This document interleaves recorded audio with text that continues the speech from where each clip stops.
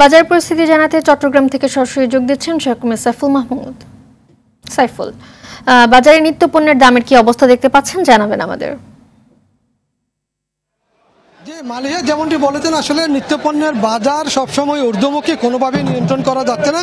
আমি যদি আজকে বাজারের কয়েকটা পণ্যের কথা বলে থাকি, আসলে যে পণ্যগুলো আমি সকালবেলা এসে জিজ্ঞেস করলাম বাজার যারা দোকানে আছে তাদেরকে, গরুর মাংস বিক্রি হচ্ছে চট্টগ্রামের বাজারে 1000 টাকা কেজিতে হাড় ছাড়া, আর হাড়যুক্ত গরুর মাংস বিক্রি হচ্ছে 850 টাকা। এই মুহূর্তে কিন্তু লবণাক্ততা পানির মাছ নাই বললেই চলে, যেহেতু 65 দিন বন্ধ ছিল সেই জন্য কিন্তু মাছ নাই, এবং সেই জন্য মিঠা পানির মাছের কিন্তু প্রচুর দাম, এবং মাছের যে পর্যাপ্ত সরবরাহ রয়েছে সেটাও কিন্তু এখন দেখা দিচ্ছে না, সেজন্য মাছের দাম বেশি। আর সবজির কথা যদি বলে থাকি, আসলে ভেন্ডি বিক্রি হচ্ছে 60 টাকা, পটল বিক্রি হচ্ছে 40 টাকা, লাউ বিক্রি হচ্ছে 60 থেকে 70 টাকা, এবং কাঁকরোল বিক্রি হচ্ছে 80 টাকা।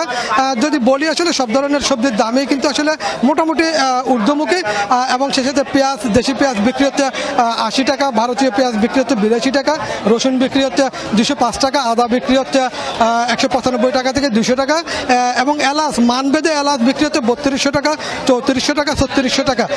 3 প্রকারের এলাচ রয়েছে। যারা সাধারণ ক্রেতা রয়েছেন তারা কিন্তু বলছেন এই মুহূর্তে কিন্তু আসলে সবকিছুর দামে ঊর্ধ্বমুখী। তারা অভিযোগ করেছেন যে সঠিকভাবে বাজার মনিটরিং ব্যবস্থা না থাকার কারণেই কিন্তু আসলে বাজার পরিস্থিতি এরকম বলে অভিযোগ করেছেন। আসলে কবে নাগাদ আসলে বাজারের এই নিত্যপণ্যের দাম স্থিতিশীল অবস্থায় আসবে এটা কিন্তু বোঝা যাচ্ছে না। তবে যারা সাধারণ ক্রেতা আছে তারা মনে করছেন আসলে বাজার পরিস্থিতি নিয়ন্ত্রণ করা দরকার, যেহেতু নিয়ন্ত্রণ করা হচ্ছে না সেজন্য কিন্তু দাম খুবই ঊর্ধ্বমুখী। এবং আরেকটা বিষয় জানিয়ে রাখি, সেটা হচ্ছে যে ডিমের বাজার। সাদা ডিম বিক্রি হচ্ছে 140 টাকা থেকে 42 টাকা, এবং লাল ডিম যেটা সেটা বিক্রি হচ্ছে 145 টাকা থেকে 147 টাকার মধ্যে।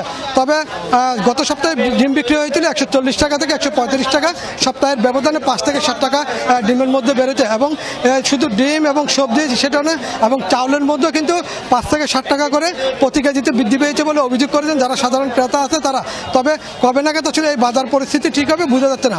মালিহা, বাজার পরিস্থিতি নিয়ে এটাই ছিল আমার কাছে এই মুহূর্তে সর্বশেষ তথ্য। ধন্যবাদ আপনাকে।